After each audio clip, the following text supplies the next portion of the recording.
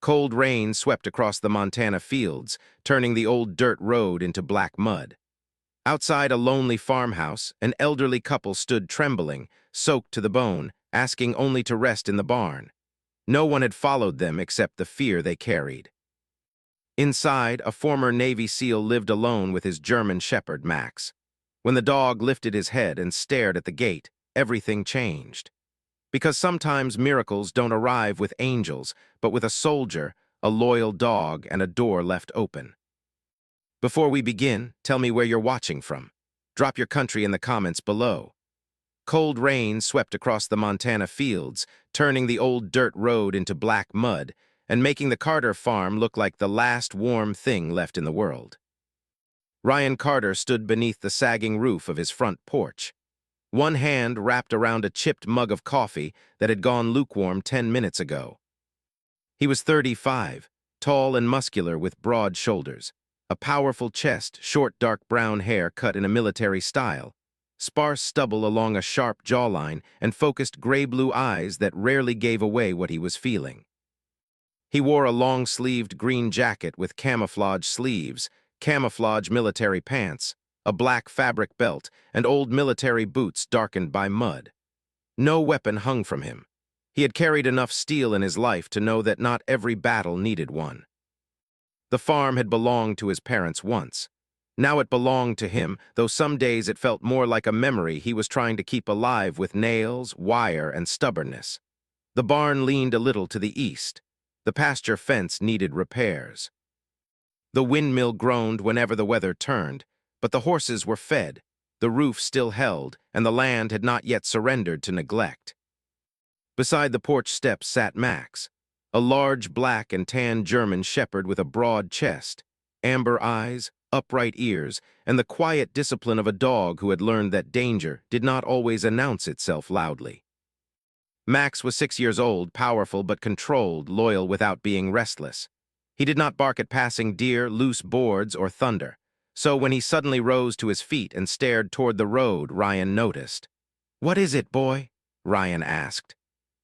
Max did not answer with a bark. He only stood still, tail low, ears forward, eyes fixed beyond the curtain of rain. Ryan followed his gaze. At first he saw nothing but the long dirt lane, the skeletal cottonwoods, and the gray smear of late autumn. Then 2 figures appeared near the gate, moving slowly through the storm. They were old. That was the first thing Ryan understood. Not simply elderly, but worn down in the way fence posts wore down after too many winters. The man leaned heavily on a wooden cane, his shoulders bent beneath a soaked brown coat. He had once been tall, maybe even strong, but age had folded him forward. His face was narrow and deeply lined with a square jaw softened by time. Thin white hair plastered to his scalp, and pale blue eyes that still held a stubborn spark beneath the exhaustion. His left hand clutched the arm of the woman beside him.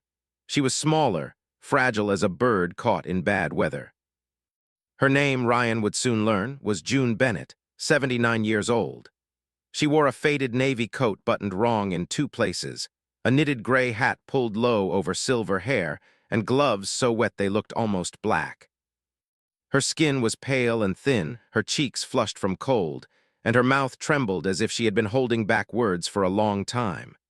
The old man was Walter Bennett, 82. Proud even while shivering, the kind of man who would rather break quietly than beg loudly. They stopped outside the gate. Ryan stepped off the porch into the rain. Max moved with him close to his left leg. "You folks lost?" Ryan called. Walter lifted his head. Rain ran down the grooves of his face. "No, sir," he said, voice rough but polite. "Not lost?" June tightened her grip on his sleeve. She looked toward the barn, not the house. That small detail struck Ryan harder than it should have. Walter swallowed. "We saw your light from the road. We don't want trouble. We just wondered." His pride seemed to fight the words all the way out. "Could we rest in your barn for a little while, just until the rain slows?" Ryan looked at them, then at the barn, then back at June. She was trying not to shake, not succeeding. Before Ryan could answer, Max walked forward, slow, careful, not threatening. The dog stopped in front of June and lifted his nose toward her gloved hand. June froze, but Max only sniffed once, then sat beside her boots as if he had been assigned there by heaven itself. A faint, broken smile touched June's mouth. "He's beautiful," she whispered. Ryan's chest tightened in a place he usually kept locked. Max did not offer comfort to strangers without reason. "You're not staying in the barn," Ryan said. Walter's face fell. "I understand, we'll move along." "I mean you're coming inside." The old man stared at him, uncertain whether kindness had become another trick the world played on tired people. June lowered her eyes, and Ryan saw the way she leaned into Walter, not just for balance, but for protection. Inside the farmhouse, the air smelled of wood smoke, coffee, and old pine. Ryan added 2 logs to the stove, gave them towels, and set kettle on. Walter stood near the door too long, dripping onto the floor as if afraid to step farther into someone else's shelter. June sat only after Ryan pulled out a chair for her. Max settled near her feet. When June removed one glove, Ryan saw it.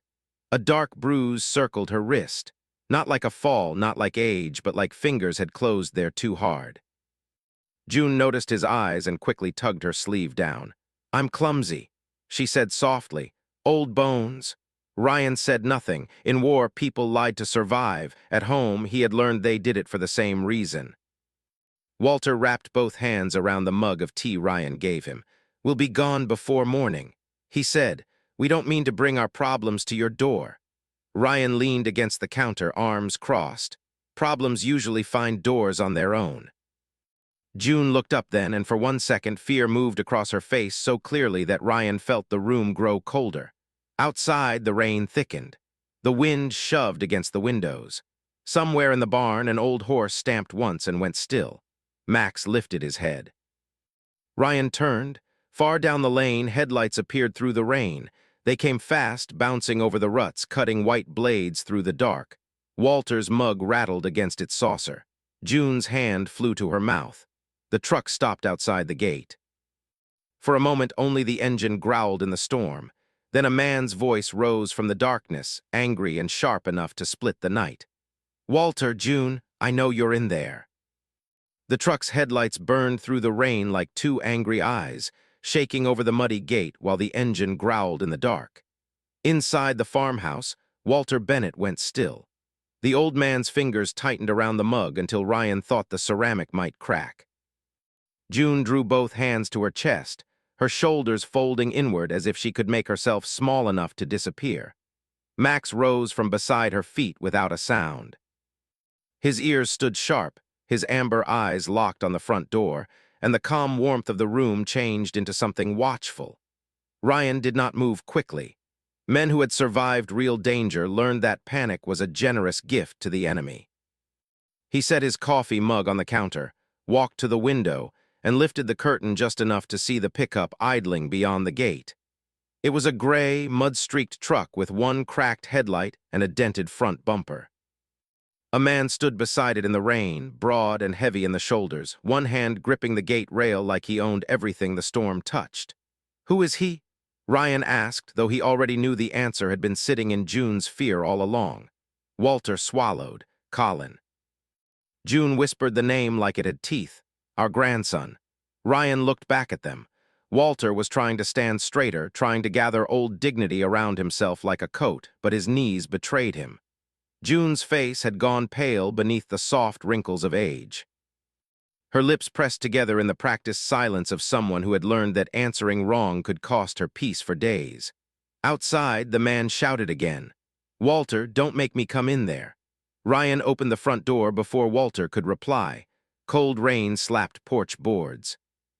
Max stepped out beside him, close to his left leg, not barking, not lunging, only present. That was usually enough. The man at the gate turned his head toward Ryan. Colin Bennett was 45, tall and thick-bodied, with a laborer's build gone soft from anger and drink. His sandy brown hair was wet and flattened against his forehead, and a rough beard shadowed his square jaw. His nose had been broken once and healed slightly crooked, giving his face a permanent sneer even when he was not speaking. His eyes were small, restless, and bloodshot. The eyes of a man who measured people by what he could take from them. He wore a dark canvas jacket over a red flannel shirt, work boots caked with mud, and the expression of someone offended that the world had not stepped aside for him. "You the owner." Colin called. Ryan stood beneath the porch light, rain dripping from the brim of the roof in silver lines. "This is my farm. My grandparents are inside your house." Colin jabbed a finger toward the door. "They're confused. Old people wander. I'll take them home." Behind Ryan, Walter's voice came weakly from the doorway. "We didn't wander." Colin's eyes shifted past Ryan, the anger in them sharpened. "Grandpa, get in the truck." June flinched at the command. Ryan noticed. Max noticed too. The dog's head lowered half an inch and a quiet vibration moved through his chest. Walter stepped onto the porch leaning on his cane. Rain touched his thin white hair, but he did not retreat. "No." The word was small, but it landed heavily. Colin stared as if he had never heard it from the old man before. "No." He laughed once, ugly and short. "You've been out in this weather for hours because you wanted to prove a point. You think that makes you brave? It makes you a problem." Ryan's jaw tightened, but he kept his voice even. "Careful." Colin looked him over, taking in the broad shoulders, the steady posture, the old military boots. "And what are you? Some hero with a rescue complex?" "Just a man with a gate." "That gate doesn't keep family out. It does when family comes shouting in the rain." For a moment, the only sound was water hitting mud. Then Colin leaned closer to the bars. "You don't know what you're getting into. They're not well. I handle their bills, their bank accounts, their insurance, their house papers, everything. They can't manage on their own." June spoke from behind Walter, her voice trembling. "You took my checkbook." Colin's face hardened. "Because you forgot things." "You locked the phone away," Walter said, "because scammers call old people every day. You sold my tractor. It was rusting. You changed the bank password because you kept asking foolish questions. Each answer came too fast, too polished by repetition." Ryan had heard men lie in rooms with blood on the floor and still sound offended when doubted. Colin had that same gift. Not intelligence, exactly. A talent for twisting cruelty until it wore the coat of responsibility. Walter's hand shook on the cane, but his voice grew firmer. "You locked us in the upstairs room." Colin's mouth twitched. "For your safety." June made a small sound, half sob, half disbelief. Max turned his head toward her, then back to Colin. The dog's patience was thinning, though his body remained disciplined. Colin shoved at the gate. It rattled against the latch. "Open it." Ryan did not move. "No." Colin's face flushed dark. "Those two are my responsibility. They're people," Ryan said, "not property." Something ugly flashed across Colin's face. For 1 second, the mask slipped. "You think they have anything without me?" "That house, that land, the pension, every dollar that keeps them breathing. I manage it. I've spent years cleaning up their mess. They owe me." Walter stared at him through rain. The old man's eyes, pale and tired, filled with a pain older than fear. "We raised you after your mother died." Colin's jaw worked. "And I paid you back." "No," Walter said quietly. "You collected." The words struck harder than a shout. Colin's hand tightened on the gate. He looked past Ryan toward June. "Grandma, get your coat now." June stepped back as if pulled by an invisible rope. Ryan saw how deep the habit ran.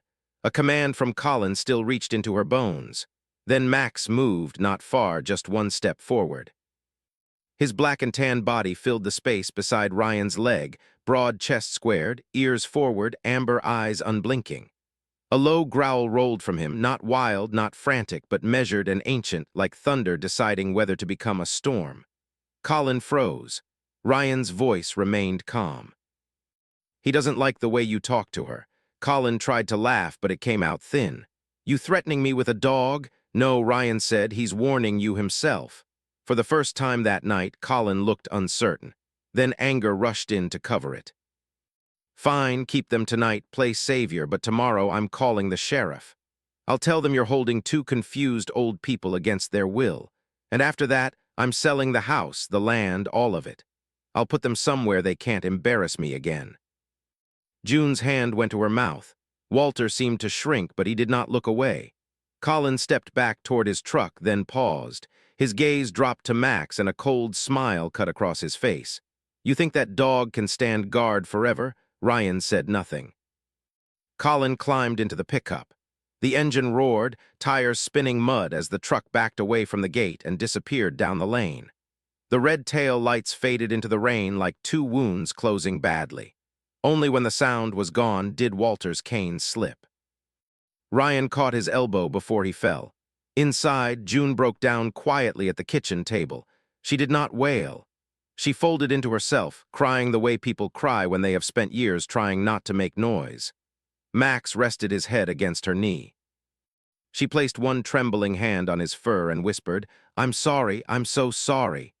Ryan pulled a chair across from Walter. "Tell me everything." It took nearly an hour. The story came in pieces. Colin moving in temporarily after his divorce, taking over the mail, then the bank cards, then the pension deposits. He claimed Walter forgot things, claimed June was too frail, claimed bills were safer in his hands. He sold tools, livestock equipment, and finally started talking about the house as if it were already his. When they protested, he shouted. When they tried calling neighbors, the phone disappeared. When June hid cash in a flour tin, Colin found it and squeezed her wrist until she dropped to her knees. Walter stared into the stove as he spoke. "A man thinks age will take his strength first. It doesn't. Shame does." Ryan listened without interrupting. His face gave little away, but something inside him had gone very still. There were predators who wore uniforms, predators who wore suits, and predators who sat at family tables calling control love. When Walter finished, Ryan took out his phone and made 2 calls. The first was to an old contact named Mark Rivera, a former military investigator with a gravelly voice and a habit of finding paper trails people thought they had buried.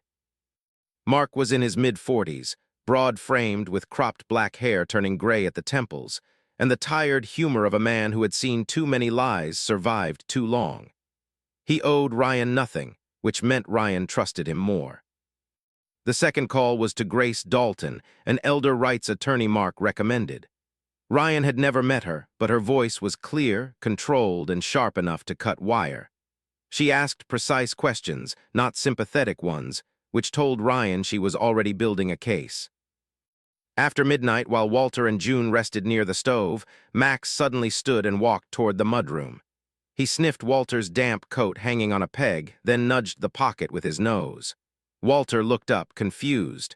"What is it, boy?" Ryan reached into the coat pocket and pulled out a small rusted tin box wrapped in a handkerchief. Walter's face changed. "I forgot," the old man whispered. "June told me to keep it close." Inside were folded property papers, bank letters, a copy of an old deed, and a note written in shaky blue ink. Ryan unfolded it beneath the kitchen light. "If we disappear, find Colin." Morning came pale over the Montana hills, with low clouds dragging across the pasture and the wet grass shining like old glass beneath the farmhouse windows. Ryan Carter had slept less than 2 hours, though no one would have known it by looking at him. He moved through the kitchen with the same quiet control he carried into every crisis, pouring coffee, checking the locks, glancing once toward the front window where the muddy lane disappeared between cottonwoods. Max lay near the stove, his black and tan body stretched across the warm floor, but his amber eyes remained open. The German shepherd had not truly slept, either. Every creak of the old farmhouse made his ears twitch.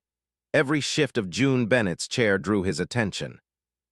Walter sat at the table with the rusted tin box open before him.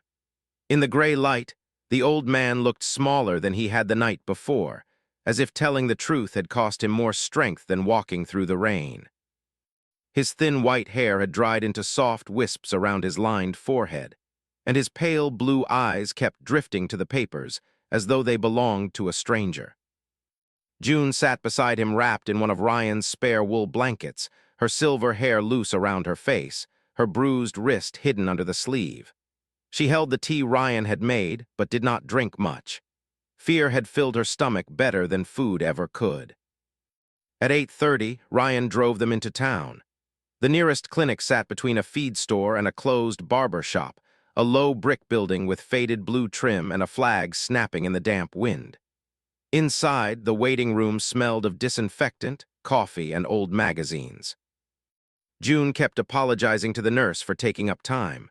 Walter apologized for the mud on his boots. Ryan said nothing, but each apology landed in him like a small stone. People who had been mistreated long enough often apologized for bleeding on the floor. The doctor who examined them was Dr. Helen Morris, a woman in her early 60s with a narrow frame, warm brown skin, silver-streaked black hair pinned in a neat bun, and eyes that had learned to be gentle without being fooled. She wore a white coat over a soft green sweater and moved with the calm patience of someone who had spent decades listening to people say, "I'm fine," when they were not. Her voice was low and steady, the kind that made frightened patients breathe a little easier. She checked June's wrist first. June tried to laugh when the sleeve came up. "It looks worse than it is." Dr. Morris did not smile at the lie, but she did not punish June for needing it.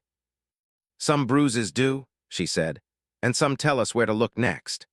There were marks along June's forearm in different stages of healing, yellow fading into purple, purple deepening into blue.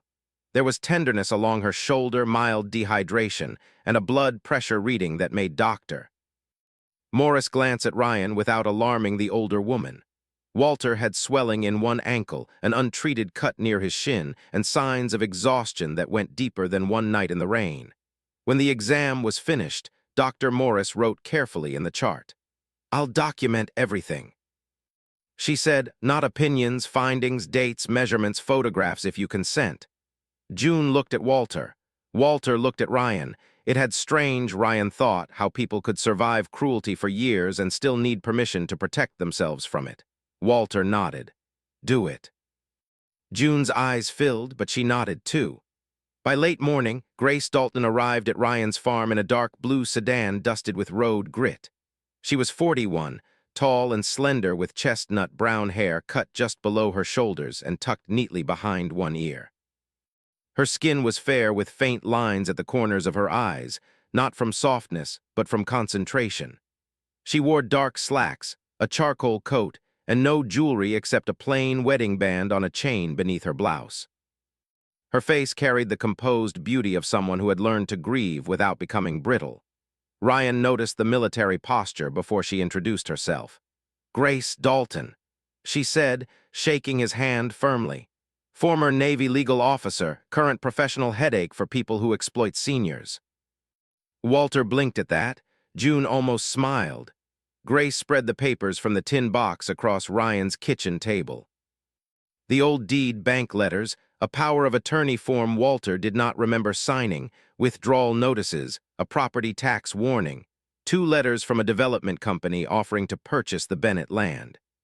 Grace worked silently at first, placing documents into small piles. Her expression did not change, but Ryan saw the temperature in her eyes drop.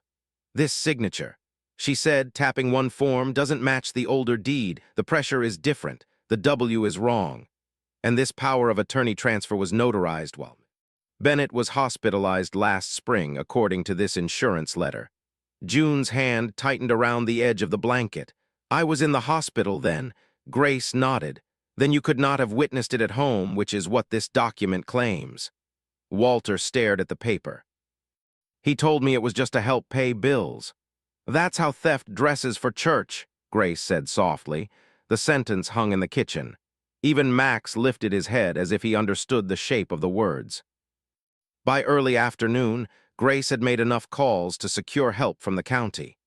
Sheriff Daniel Reeves agreed to meet them at the Bennett house with a deputy.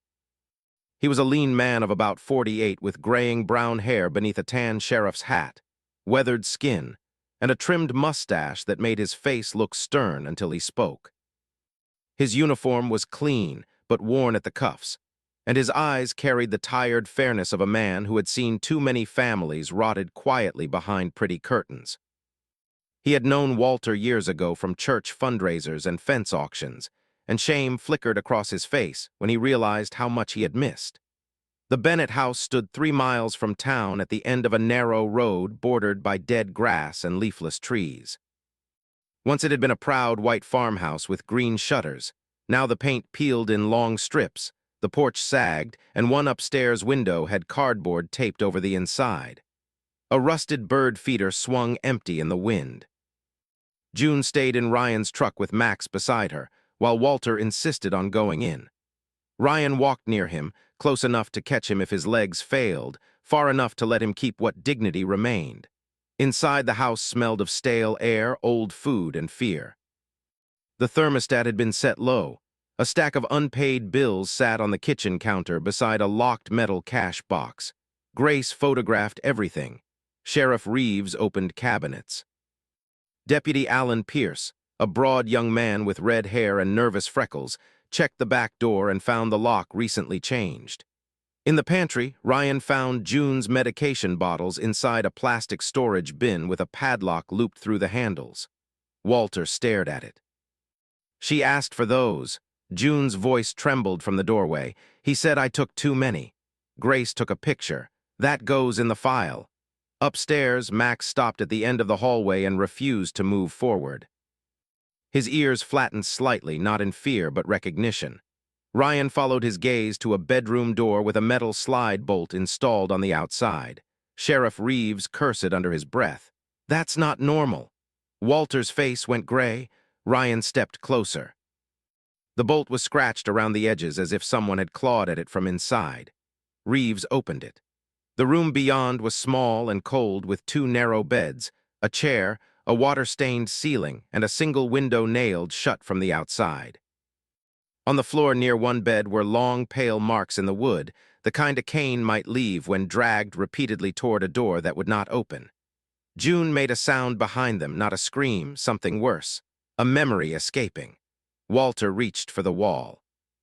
"He said it was so we wouldn't wander at night." Grace's voice was quiet. "He locked you in." No one corrected her. Max moved to the bed nearest the window. He sniffed along the floorboards, then pushed his nose beneath the sagging mattress. Ryan knelt and pulled out a small digital recorder wrapped in a sock. Walter stared at it confused. "June hid that," he whispered. "I thought Colin found it." Grace pressed play. Colin's voice filled the room, slurred and sharp. "You sign when I tell you to sign. You eat when I bring food, you want medicine, and stop acting like this house belongs to you." There was a crash, then June crying softly, then Walter's voice thin but angry. "You are not selling my land." Colin laughed. "Watch me." The recorder clicked into silence. Sheriff Reeves removed his hat. Deputy Pierce looked at the floor. Grace's face stayed still, but her fingers tightened around the device. Downstairs in a desk drawer, they found the rest. A folder labeled "Sale Pending," maps of the Bennett property marked for a luxury hunting resort, copies of forged signatures, bank statements showing large withdrawals, and a contract draft from Black Pine Ridge Development. The buyer's offer depended on closing within 2 weeks. Ryan looked at Walter. The old man's lips trembled, but his eyes were no longer empty. They were burning. That evening, Ryan brought Walter and June back to his farm. Grace left with copies of the documents. Sheriff Reeves promised patrols near both properties. The rain had stopped, but the sky remained bruised and low. Ryan checked the horses, reinforced the front latch, and walked the fence line with Max at his side. Near the back pasture, Max froze. The wire had been cut cleanly. Ryan crouched, touching the sharp metal ends, fresh, deliberate. Max's nose lifted toward the barn, and a low growl rose from his chest. On the barn door, painted in wet red letters, was a message that glistened under Ryan's flashlight. "Give us the old people or this farm burns." Night settled over the Montana farm like a black wool blanket, heavy with wind, wet earth, and the smell of danger waiting beyond the fence. Ryan Carter did not pretend the warning on the barn door was empty. Men like Colin Bennett did not write threats because they wanted to be poetic. They wrote them because fear had worked for them before, because they believed the world was full of doors that would open if they kicked hard enough. Ryan had seen that kind of man in deserts, alleys, interrogation rooms, and now on his own land beneath a sky without stars. He moved through the farmhouse without raising his voice. Walter and June sat near the stove, both wrapped in silence. Walter's cane rested across his knees like an old sword that had forgotten it was once sharp. June kept glancing toward the windows, her silver hair pinned back with trembling fingers. Her pale face carrying the stunned look of someone who had escaped a cage, only to hear the cage dragged behind her. Ryan checked the locks, then crouched beside Max. The German shepherd stood alert in the mudroom, black and tan coat catching the dim light, amber eyes fixed on the dark beyond the glass. His body was still but not relaxed. He knew the difference between a quiet night and a waiting one. Easy. Ryan murmured, running one hand over the dog's broad neck. We don't chase ghosts. We let them step where they think no one's watching. Earlier that evening, Ryan had done what Colin would not expect from a man he mistook for a lonely farmer. He had placed small trail cameras along the fence line, one near the back pasture, another above the hay barn door, and a third inside the old equipment shed where the shadows were deepest. He had moved the horses closer to the front paddock and left the outer barn light off, making the place look less prepared than it was. He had also sent Grace Dalton copies of the threat and called Sheriff Daniel Reeves, who promised to keep a patrol within range. But patrols covered miles. Fire needed only seconds. Walter watched Ryan set a flashlight, phone, and first aid kit near the back door. You think he'll come tonight? Ryan looked at the old man. I think he wants you afraid before morning. June swallowed. He always liked night time. Said old people got confused after dark so no one would believe us if we called. Walter's jaw tightened. Shame crossed his face again, that cruel old visitor. I should have stopped him sooner. Ryan stood still for a moment. Outside, the wind pushed against the walls like a living thing. You're stopping him now? Those words did not heal Walter, but they studied him. The old man nodded once, gripping his cane with both hands. Near midnight, Max's ears lifted. Ryan saw it before he heard anything. The dog's head turned toward the back pasture, body lowering, breath slowing. Then came the faintest sound beneath the wind, metal shifting against wire. Ryan killed the kitchen lamp. The farmhouse fell into darkness lit only by the dull orange glow of the stove. June's hand flew to her throat, but she did not cry out. Walter leaned forward, every line in his face awake. Ryan moved to the window. Far beyond the yard, three shapes slipped through the broken section of fence. One was broad and familiar, shoulders hunched beneath a dark jacket. Colin, the other two moved like men paid for work. They did not want witnesses to remember. The first hired man was Roy Madsen, though Ryan did not know his name yet. He was thick-necked, bald under a soaked cap, with a gray beard cut close to his heavy jaw and arms like fence posts. He wore a brown work coat and carried a red fuel can in one hand. The second was Lyle Crowder, younger, narrow-faced with greasy black hair, a pointed chin, and nervous eyes that kept darting toward the house. He had the twitchy impatience of a man who liked easy money but not consequences. Both looked less like villains from a story and more like the kind of men who ruined lives for cash, then complained about the weather. Colin pointed toward the hay barn. Ryan turned to Walter and June. Back room now, lock the door after you. June rose unsteadily. Walter did too, but instead of retreating immediately, he looked toward the window. His grandson was outside, moving through the dark like a thief on land he had once visited for Thanksgiving dinners and summer pie. Walter, Ryan said quietly. The old man nodded and guided June toward the back room. Max watched them go, then looked to Ryan for command. Stay close. They moved out through the side door, low and silent. Rain had softened into mist and the ground sucked at Ryan's boots. He wore his long-sleeved green jacket with camouflage sleeves, camouflage military pants, black fabric belt, and old military boots. No weapon in his hands, only a flashlight clipped dark against his palm. His face was calm, but inside him an old map had opened. Distance, wind direction, exits, fire spread, animal movement, human fear. At the hay barn, Colin's whisper cut through the dark. Light it near the back. Make it look like bad wiring. Roy grunted. You said nobody gets hurt. Nobody important, Colin snapped. That was when Ryan stepped from the shadow of the equipment shed. Bad plan, he said. All three men froze. Colin spun around, his wet hair plastered to his forehead, his rough beard shining with mist. For a second, surprise stripped him bare. Then rage rushed back over him like armor. You should have stayed out of my family business. Ryan's voice remained level. You brought it to my farm. Lyle backed up a step. Roy tightened his grip on the fuel can. Max emerged beside Ryan, silent as judgment. His ears were forward, tail low, body balanced. He did not bark, he did not need to. Colin's eyes flicked toward the dog. I warned you about that animal. And he listened, Ryan said. That's why he's still standing. Roy suddenly threw the fuel can toward the hay stacked near the barn wall. It hit the boards, spilling a dark, wet line across the straw. Lyle fumbled with a lighter, hands shaking. Max moved before the flame caught. He lunged not at the men, but across the space between them and the hay, barking once with such force that Lyle stumbled backward and dropped the lighter into the mud. Ryan closed the distance in 3 strides, kicked the lighter away, and shoved Roy hard against the barn post. Roy swung clumsily. Ryan turned the blow aside, locked the man's wrist, and drove him down to one knee without breaking anything but his confidence. Then Colin ran for the farmhouse. "Walter," he shouted, "you come out here, old man." Ryan turned, but Lyle grabbed at his jacket from behind. Max spun, teeth flashing in warning inches from Lyle's sleeve. The younger man let go and fell backward, scrambling away with both hands raised. At the porch, the back room door opened. Walter stepped out. June cried his name from behind him, but Walter kept moving. He came onto the porch in his slippers, an old cardigan, cane in hand, shoulders trembling beneath the weight of 82 years. Yet there was something in him Ryan had not seen before. Not strength of body, something older. The final ember in a hearth everyone thought had gone cold.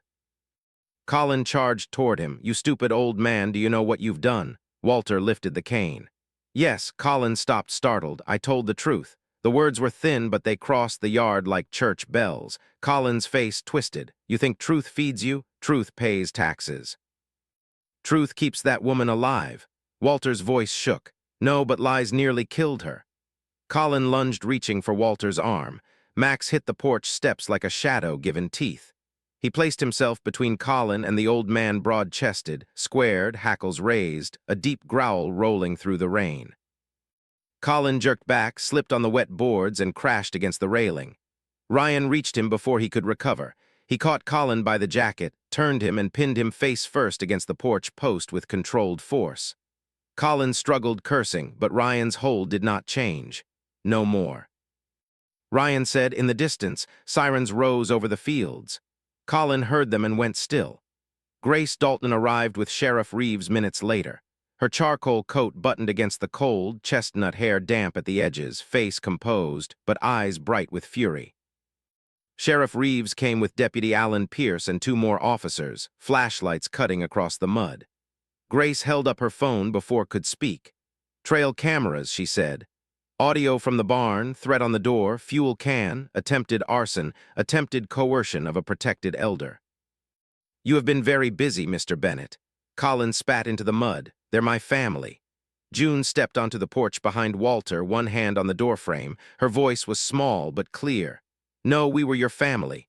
The officers cuffed Roy and Lyle near the barn. Colin fought until Sheriff Reeves pressed him against the truck and read him his rights.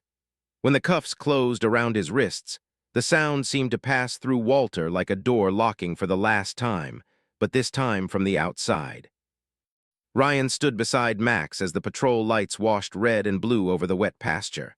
The hay barn had not burned. The horses were safe. Walter and June were alive, shaking but upright. As Colin was pushed into the patrol car, he looked back once, hatred burning through the glass. Walter did not lower his eyes. Spring returned to the Montana Valley slowly, as if the earth itself needed time to believe the worst was over. The snow melted first along the fence posts, then beneath the cottonwoods, then in silver threads that ran through the pasture and vanished into the dark soil. The Carter farm, once hunched under rain, fear, and the smell of smoke, began to lift its head. Grass pushed through the blackened edge near the hay barn. The horses grazed calmly again. Morning light rested on the roof like a blessing that had taken the long road home. Ryan Carter stood beside the repaired fence with a hammer in one hand and a coil of wire at his boots. He was still the same quiet man, 35 years old, broad-shouldered and steady, with short, dark brown military-style hair, sparse stubble along his sharp jaw, and gray-blue eyes that had seen too much to be easily surprised. He wore his long-sleeved green jacket with camouflage sleeves, camouflage military pants, a black fabric belt, and old military boots marked by work instead of war. No weapon hung from him. The farm had become enough of a battlefield and enough of a sanctuary. Max lay in the shade near the porch, his black and tan coat shining in the pale sun, amber eyes half closed, but never careless. At 6 years old, the German shepherd had the calm pride of an old guardian carved into living fur. He had become a familiar shape on the farm, at June's side in the garden, beside Walter near the fence, behind Ryan when strangers came up the lane. He accepted biscuits with dignity, naps with enthusiasm, and praise as if it were long overdue payment for services rendered. "Don't let them fool you," Ryan said one morning when June called Max an angel again. "He stole half a ham biscuit off my plate yesterday." June Bennett laughed, and the sound surprised even her. It was light, cracked at the edges, but real. She was 79, small and delicate, with silver hair now pinned neatly beneath a soft blue scarf, and pale skin warmed by the spring sun. The fear had not vanished from her face all at once. It had retreated like winter snow, leaving wet places behind. But her hands no longer shook every time a truck passed. Her eyes no longer searched every doorway for permission to breathe. "Angels get hungry, too," she said, slipping Max another biscuit from her apron pocket. Ryan looked at the dog. "You hear that?" Theology has officially been used to defend theft. Max thumped his tail once, unashamed. Walter Bennett sat on an overturned bucket near the fence line, sanding a new gate rail. At 82, he still leaned on his cane, and his back remained bowed by years and sorrow, but there was color in his face again. His thin white hair lifted in the breeze, and his pale blue eyes, once clouded by shame, had sharpened with purpose. He worked slowly, sometimes stopping to catch his breath, but each nail he drove seemed to fasten him back to the world. The court hearing had ended 3 weeks earlier. Judge Margaret Ellis had presided over the case. A woman in her late 50s with silver blonde hair cut to her chin, a composed face, and a voice gentle enough to invite truth, but firm enough to stop cruelty from dressing itself as confusion. She had listened to the recordings, studied the forged signatures, reviewed the bank withdrawals, the locked room, the nailed window, the medication box, the trail camera footage, and the attempted arson at Ryan's farm. When she restored full ownership of the Bennett house and land to Walter and June, Walter had lowered his head into both hands and wept without shame.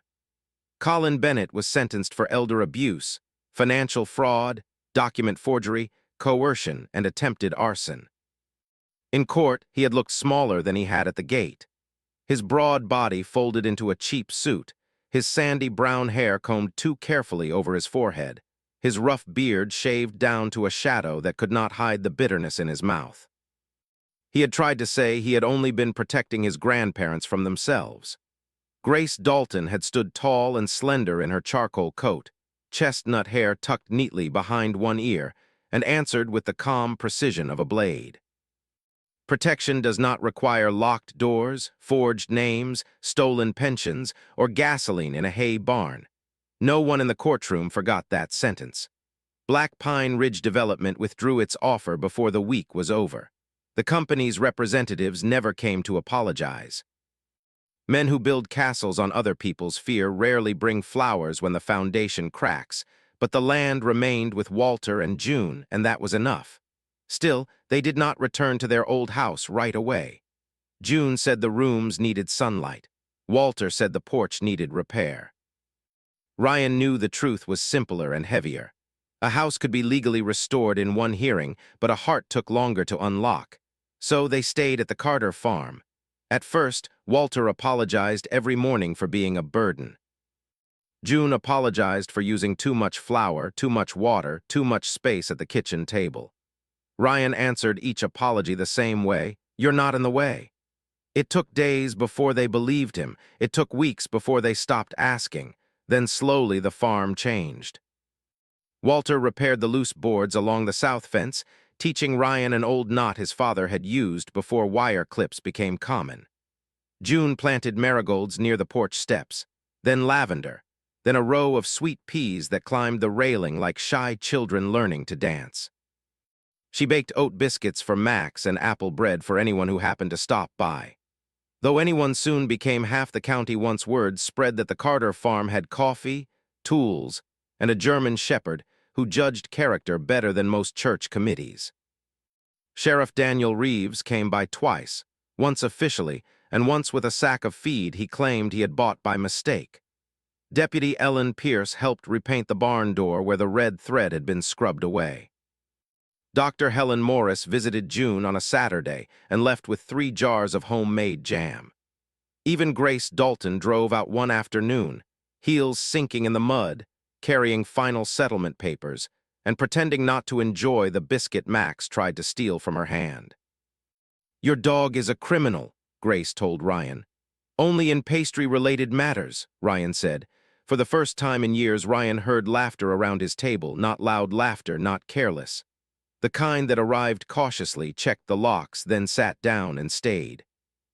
By late spring, the farm had become something no one had planned.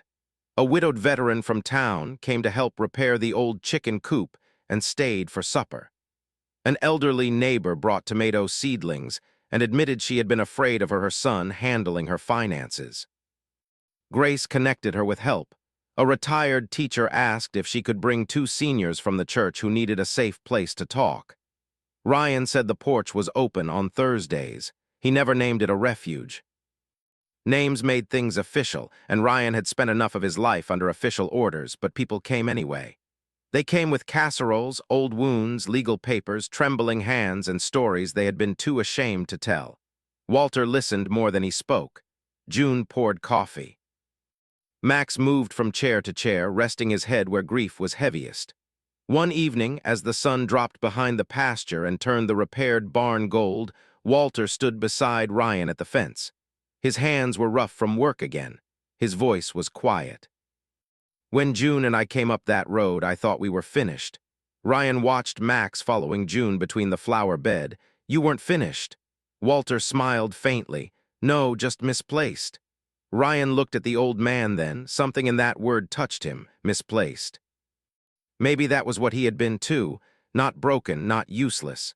Just a man left somewhere between the life he survived and the life he had not yet learned to enter. June called from the porch. "If you 2 philosophers are done staring at fence posts, supper is getting cold." Walter chuckled. "Yes, ma'am." Ryan glanced at Max. "Move out, soldier. Biscuits are at risk." Max trotted ahead with the seriousness of a knight summoned to defend a kingdom made of gravy. They ate with the windows open. The smell of fresh bread filled the kitchen. Outside, the fields breathed under a soft, violet sky. Walter's cane leaned against the wall, no longer a symbol of defeat, just a tool waiting patiently for tomorrow. June's flowers moved in the evening wind. Max slept beneath the table with one paw resting on Ryan's boot. Later, when the dishes were done, June stepped onto the porch and looked down the long dirt road. It was the same road that had brought her through rain, fear, and humiliation. Now it lay quiet beneath the stars. "I used to think rescue meant someone carrying you away," she said. Ryan stood beside her silent. June smiled through tears. "Sometimes it means someone opening a door and letting you remember how to walk through it yourself." Across the yard, Walter fastened the last board onto the new gate. Max sat beside him, ears high, chest proud, as if supervising the construction of a kingdom. When Walter finished, he placed one weathered hand on the dog's head. "Good boy," he whispered. The farm lights glowed warm behind them. The barn stood repaired. The flowers bloomed. And on land that had once held only one lonely soldier and his dog, there was now a place for the old, the wounded, and the forgotten to begin again. Sometimes miracles do not arrive with thunder, golden light, or angels descending from the sky. Sometimes God sends help through a quiet farmhouse, a tired soldier who still knows how to stand for what is right, and a loyal dog who can sense pain before anyone speaks it aloud. Walter and June's story reminds us that no one is too old to be protected, too forgotten to be seen, or too broken to begin again. In everyday life, there may be someone near us carrying fear behind a polite smile. An elderly neighbor, a lonely parent, a quiet stranger, or even someone in our own family. A small act of kindness can become the doorway God uses to bring hope back into their life. If this story touched your heart, please share it with someone who needs hope today. Leave a comment below and tell us where you are watching from. Subscribe to the channel for more stories of courage, faith, loyalty, and second chances. May God bless you, protect your family, and guide your heart to notice those who need kindness most.